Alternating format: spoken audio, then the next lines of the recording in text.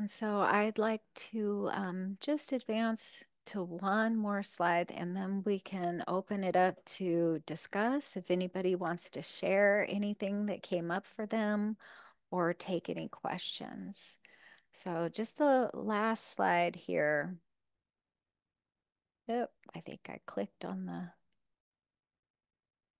wrong thing. Oh, I did it again, Amy. That's okay. We can stop here. I'll share the last slide after. So I'm going to stop sharing and see if anybody has anything that they would like to share that came up for them of anything that they're not saying no to or yes to in their lives or any of the other questions that came up. If there's anything you want to share, and if there's nothing to share, if you have any questions at this point. I'll I share can something. share. Oh yeah, Oh, go ahead, Sherry. No, go. um, what came up for me is something that I'm still trying to do, but yet, so I quit my job. Um, I was a principal of a school 2 weeks ago, and I was thinking about what have not been able to say no to or yes to, and it's related to that. And so I feel a little stuck. Like what I'm saying no to is getting training in something else because I feel too old or too sick or it won't pay off. But the consequences of not, I did the first step. I quit a really stressful job. Um, but I don't know what to do next because I'm stuck in the kind of the examples of if I take a new class, like I'm almost 50 and I'll be with 21-year-olds and where is that going to lead me? And um, that sort of thing. And also, I don't want to manage people anymore. It makes me feel isolated and alone. So this practice helped me again to realize I'm caught in my own age. I'm caught in my own shutting down future opportunities and kind of help clarify connections really important to me. And working with people has been the way I've connected, and moving into management has made it so I feel actually less connected when I work with people. So I need to work on that and work through that a little bit more. So thank you for letting me share. Thank you so much for sharing, Sherry. That's really powerful. And I totally relate to what you are sharing, as a matter of fact, because I entered my yoga therapy training at 53. And I think the next oldest person was 35. So I was definitely in that upper age group and felt a little out of place. But I want to encourage you. It's for me, because I found this after reconnecting or maybe connecting to my authentic self for the first time, not until I was about 50. This has been the most meaningful thing I've ever done with my work. And I am really excited to be able to say that this is the best part, my best my life has ever been. And 20 years ago I was thinking it's all over. But it's only just beginning. So I'm really excited for you and excited to see or hear about what you come up with at this new stage of your life. That's Thank wonderful. you. Yeah, thank you. Did anyone else have anything that they would like to share? You don't have to share everything that you came up with, maybe just one piece that you might think other people might benefit hearing from. Sometimes when we're in a group like this, we're sort of hesitant to share. But I promise you, there's somebody else here that can relate to whatever you're going through and might benefit from hearing what you have to say. Carol, I see you've unmuted yourself. Yes. What came up for me is that um, if when I say no to something, it makes me feel like I'm just being lazy. And um, so I try to do too much and I wear myself out and I feel stuck. And when I'm not doing anything, I just sit at my computer all day, which is not healthy. Um, and I'm not really sure where to pull the plug. And I foster animals, so this is my foster cat. That's lovely. I see there's another kitty cat up here too with Liz. That's adorable. I'm happy to see your animals. Mine will not come anywhere near me when I'm on the computer. But You're thank you. lucky. Thank you so much for sharing that, Carol. I wonder if you got to the part about why can you not say no? What's the story behind it's lazy to say no? I have two sisters who I think are very lazy, and I don't want to become like my older sisters. Hmm. So I do. Well, where do you think you got that idea, though? From my mother. Hmm. Yeah. Yeah. So is it your belief or is it your mother's belief? It's my belief. Yeah.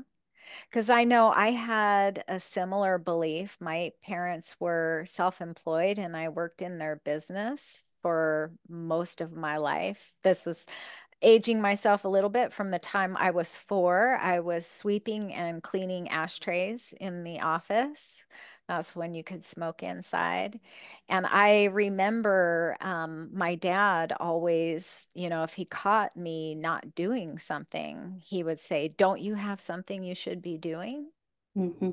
Or even more terrifying, "I'll give you something to do." And it was always something terrible. It was never a good thing. So you got into this habit, or I got into this habit of always looking busy.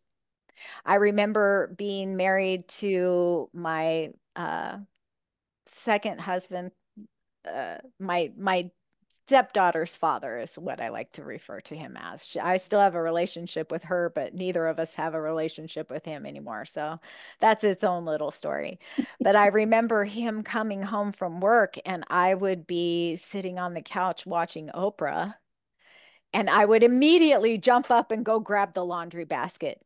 Even though he never said anything about, "Don't you have something you should be doing? I'll give you something to do." It was just my immediate, I feel guilty because I'm not I'm not producing, I'm not getting anything done. I'm just sitting here enjoying my afternoon with Oprah. And then later, I find out through a lot of my yoga therapy training how much we benefit from play. And what is play? Play is activity with no goal in mind. There's nothing to be gained by it. We're just having some joy.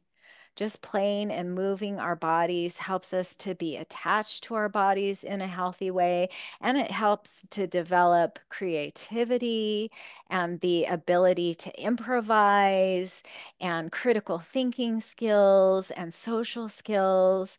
And my parents did not see the value of play. And so was it my judgment that being lazy was bad? Or was that really maybe my mom's mom or her mother? All of these generations, we might as well blame Adam and Eve, really. I mean, it's cultural as much as it is familial. So maybe next time you feel lazy and you're finding yourself stuck at your computer, you might say, "What's something that I could do that would be fun and just make me feel good?" Maybe might be just working out in your yard, or maybe painting a picture, or writing a story, or calling somebody, because that connection and that play is just as important for us as we're older as it is when we're younger. In fact, maybe more so because now we have to do it all on our own. Yeah. I have a question for you. Sorry, I am muted again. This brings up, and I do practice yoga, and I'm working on this with my therapist. We're all here wanting to learn more. And I feel like so much of the answers are individual when you mention it, but this is cultural. This is capitalism. This is grind culture. Mm-hmm. How are we expected to be little boats in this giant sea of busyness and productivity? I don't know how to join together or where to go to fight back against the system compared to just fix me, because it's not a me problem. Right. As I'm getting into this more and more, it's not a me problem, it's a we problem. And so I don't know if you have any thoughts or any resources for that to I get bigger than just me and my yoga mat. Thank you. Absolutely. And I do in this particular book, When the Body Says No, the subtitle is, whoop, that's not the one. That's not the one I wanted. Um, Let me think for just a moment. Another one of his books, The Myth of Normal: Trauma, Illness, and Healing in a Toxic Culture. And he talks about the fact that we are in a toxic culture. And if you think about the word culture as like a petri dish in a laboratory, if the culture or the medium that's in the lab, if you add some cells to it and they all die or they start fighting each other or killing each other, you would say, oh my God, this culture is really toxic. We need to swap this out for a healthier culture. And that's exactly what we're seeing here in our culture. And yes, it is continuing on, and it can be extremely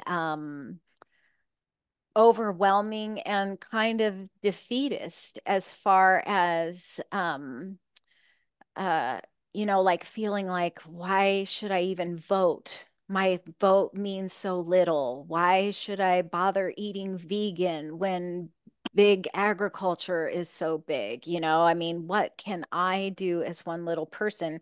And that is the thing, is we are all one little person. But that's one of the reasons that I share yoga, because yoga changed my life. Yoga changed who I thought I was into who I truly am.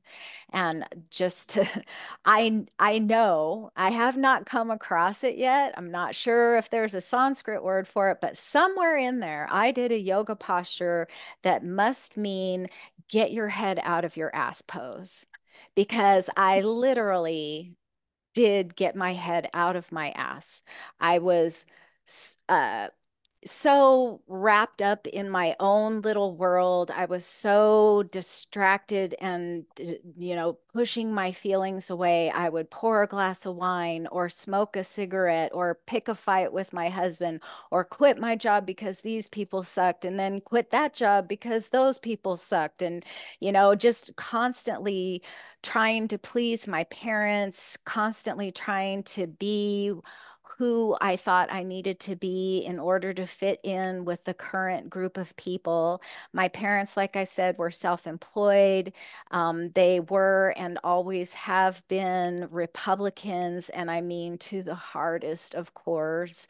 They don't have any kind of spiritual life. And when I started going to church as a teenager, they made fun of me and shamed me for that, and so here I am deciding I don't want to be an accountant anymore. I want to teach yoga. They looked at me like I was a crazy hippie chick who now I'm not drinking anymore. And my God, that was the religion of my family. And good Lord, are you seriously telling me you're voting Democrat now? Are you praying? Don't tell your father that this is vegan. He's not going to want to eat it. How gross is that? I mean, and just on and on and on. My whole life, I spent trying to be attached to these people who were my caregivers and wanting to have my dad be proud of me and wanting my mother to value me, when all along I never was going to get the approval that I wanted from them. And when I finally said, you know what? I love you, but your beliefs and your values don't work for me anymore. They didn't want anything to do with me. And that is a price I ended up paying. But in turn, I ended up cultivating a deeper, much more strong relationship with my husband, with all of my children, being a part of my grandchildren's life, feeling like what I buy with my money when I spend it on vegan food is just contributing a tiny little bit to creating a healthier atmosphere for my grandchildren to grow up in. And the reason I am teaching this yoga, the reason that I am doing these workshops is because I think the more people that live their lives from this intentional, loving, kind and compassionate way, the more people will start living their lives from a kind, compassionate way, and it will just begin to grow and expand. And the more you surround yourselves with like-minded people, the more you read and educate yourself, the more you're willing to look at your own self as not not the problem, but as part of the solution. The more you start to honor your authentic self and cultivate the gifts that you've been given in your life, the more that that's going to allow the people around you to also be completely themselves and honor themselves, and hopefully not have to wear masks and play roles that keep us from feeling vulnerable and afraid and ashamed. But I highly recommend The Myth of Normal. It is even beyond when the body says no, as far as it gets really expansive into all kinds of different illnesses and how at their core, many of them, most of them are not DNA, most of them are not hereditary. Even something like, what is it, 7 out of every 100 women who are tested for the breast cancer gene that have breast cancer actually have the gene. So it's not a genetic disease. It's what is it that turns that gene on? What is it that makes those cells become abnormal? And I truly believe, from the science and from the ancient science of yoga, that we already have all of those answers. But we're letting this toxic culture kind of take the lead, and we need to get tapped into our own authenticity so that we can be our own leaders. Thank you for your question. I'm sure I went on a little bit too long, but I could talk about this stuff all day long. So, so if anybody else has anything to share or any other questions, we still have a good 18 minutes here or so. And I'm afraid that if I spend my money, even a little bit of money, then I will be at the mercy of someone else who will not care for me. Mm-hmm. Yeah. Well, that makes a lot of sense. Yeah. Yeah, because we're taught that. And so, like I said, when you're a child, that gets ingrained into your body. And you can tell yourself logically, we have plenty. We have more than enough. We can afford to spend this money and buy this thing. And you could tell yourself that logically in your head all day long, but it's not going to get down into your survival brain, that part of you that was developed when you were even in utero up to about 18 months. You didn't have any other way of storing information but in your body. And so when you're brought up that way, it becomes a neural pathway, it becomes a samskara, it becomes a pattern that we begin to live with. But the beauty of Dr. Mate's work and the philosophy of yoga is that we do have the power to change those things. we are able to create new neural pathways. Neuroplasticity has been really big in popular science lately because just a few short years ago, scientists thought that once our brains got to a certain age or a certain size, we just started losing brain cells and you eventually get dementia and Alzheimer's and die. But that's not true. They're showing that if you do puzzles and you continue to do meaningful work, and if you continue to learn new things and continue to educate yourself about new things, that you're actually strengthening those neural pathways, and you can learn how to do new things and you can learn how to let go of old things. It's really, really hard to quit doing something if you don't replace it with something else. So just saying, I'm not going to do that. I'm not going to do that. But cultivating a new habit to replace that old habit, that replacement therapy can be really helpful there. So, and that's one of the things that we do in yoga, a meditation or a visualization where you're at Fred Meyer and there's something on the shelf that you want, and your immediate thought is, no, it's bad. I can't buy that. I don't have enough money. So you let yourself feel, okay, I feel like we don't have enough money to be able to buy that. And then you wonder, you get curious about the feeling. Where did that feeling come up with? Is that even true? Is something else true? What is the truth about this? How do I really feel about it?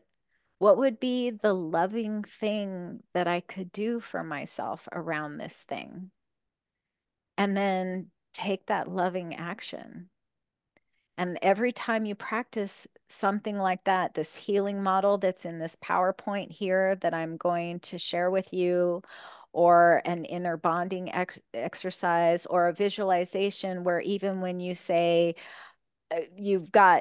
you could point to anything in the store and say, I could buy that if I wanted to. I could buy that if I wanted to. I'm so grateful for all the abundance in our life.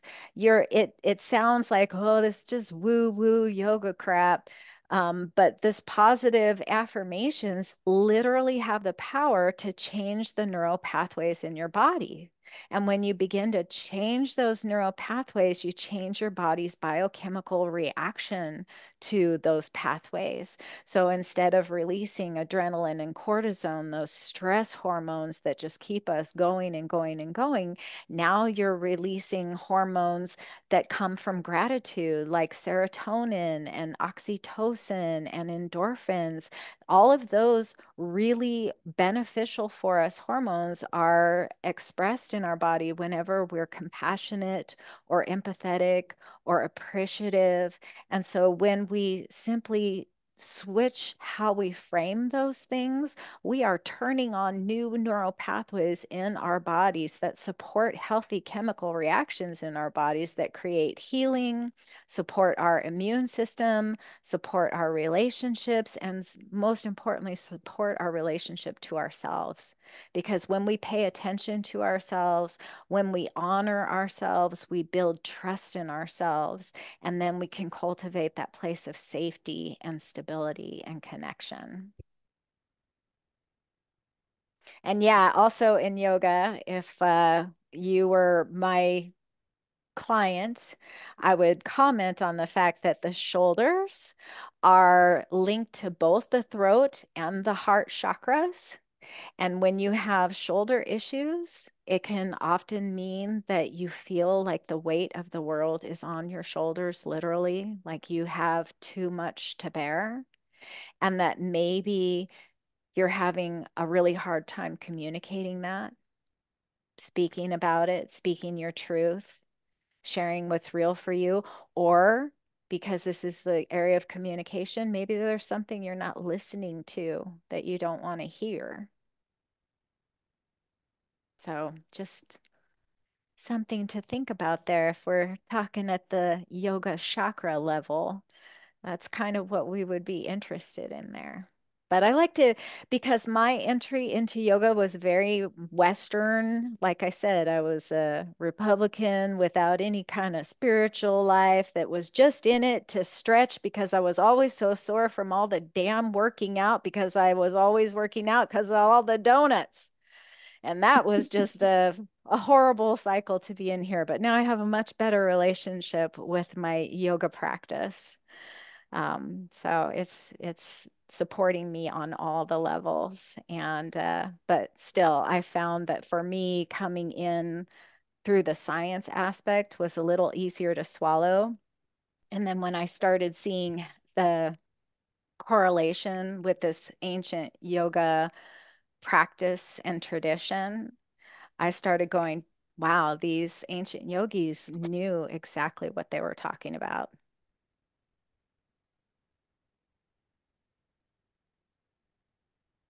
In fact, one thing I'll share with you that's a really great practice for calming the nervous system.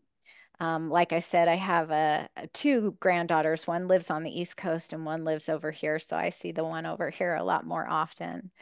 But both of the girls really respond to this. So it's a humming practice. And in science these days, there's a lot of research and support around vagal theory. So we have this vagal nerve, a physical nerve that innervates from our brain down through the sides of our neck into our throat, and then it touches almost every single organ in our body except for our adrenal glands. And it is that gut connection to the brain. When you have a gut feeling and you really feel it here, that's where it comes from, is this big nerve.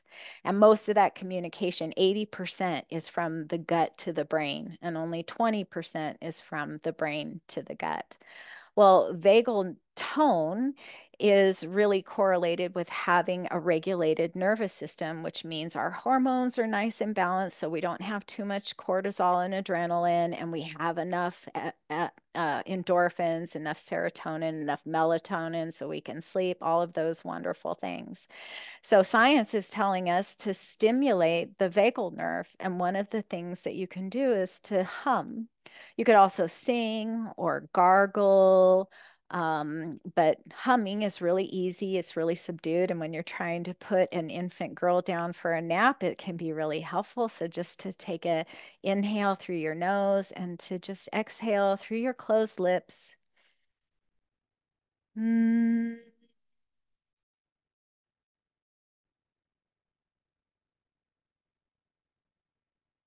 And you might just try that on your own. Maybe it's a high tone hum or a low tone hum. And just focus on the feeling that it gives you there in the base of your throat. And you might feel it across your chest and up into your jaw.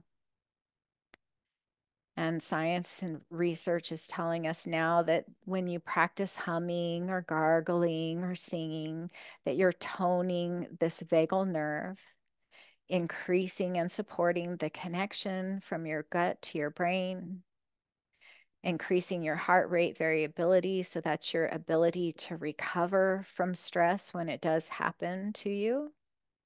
And you know what the ancient yogis used to do for thousands and thousands of years at the beginning and the end of every practice? Oh,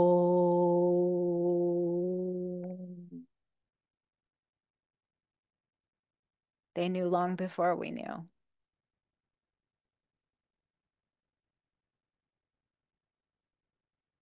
So we've got just a few more minutes left, Amy, if there's anything you wanted to wrap up with or anything along those lines.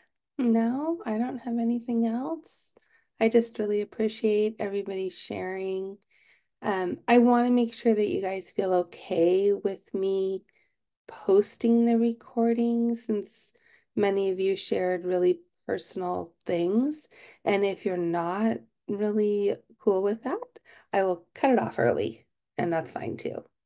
So you can send me a little note and let me know how you feel about that if you were one of the people who shared, because I never want to impede people's, sharing and what they take out of a workshop that they're attending. But, I just want to be mindful that you may not want anybody to hear it, and that's fine too. So just let me know, how you feel about that. You can put it in the chat or you can send me an email or whatever. Or I can just tell you I don't care. Okay, that works too. But I appreciate you as always, Christine, and all the wisdom you bring to us and all the wisdom that you help us see in ourselves. Because I think we all do hold that, and we just don't always know it's there, or we forget it's there. But I appreciate it so much. And did you have one final slide you wanted to show or no? I actually do. I figured, well, Okay. if it happens, it happens. If it doesn't, Okay. it doesn't. But let's see if I can get it up here. So are you seeing this quote from the Mind Journal? Yes. Okay, so I love this is my mission statement for why I practice yoga therapy. Seeing unhealthy patterns in your family and deciding that those patterns end with you and will not be passed down to future generations is an extremely brave and powerful decision. So, like Sherry had shared, what do we do in this toxic culture? We're just one person. We only can do so little. But every little bit that we do, no matter how late in life we decide to do it, contributes to this brave and powerful decision. It contributes to ending these patterns that we developed that really don't benefit us anymore. We don't need to have this attachment to our caregivers. We are able to make these decisions for ourselves. And just you showing up here today supports that better world and that better vision for each one of us.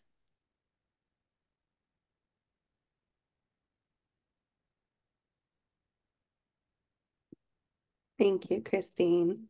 Thank you. Thank you, everybody, for taking the time to be here. And since you've consented to the video being posted, Amy will share it with me as well. And I'm going to post it on our YouTube channel in its entirety, as well as hopefully broken up section by section so people can listen to it just a little bit at a time as they're able to. Sounds great. And again, if you are interested in meeting with me for a one-on-one session, I will email these slides to Amy, and my contact information is on the very next slide. So you can reach out to me directly. The first introductory call is free. We can decide if that's something that you even want to do or that I can help with, and take it from there. And maybe all you need is one 30-minute phone call, and I'm happy to do that for you. So, yeah. Yeah, and Christine will be back in November with another workshop. You can look forward to that. And we'll be doing another weekly yoga practice in the fall, kind of Yes. through the late fall and winter. So Yeah, I think we said November through Yeah. May. Yeah, Yeah, I November think that through is what May. we said. So Yeah, yeah. more Christine is yet to come. Thank you so much. I look forward to seeing more of each one of you. Thanks, Thank you. everybody. Thanks.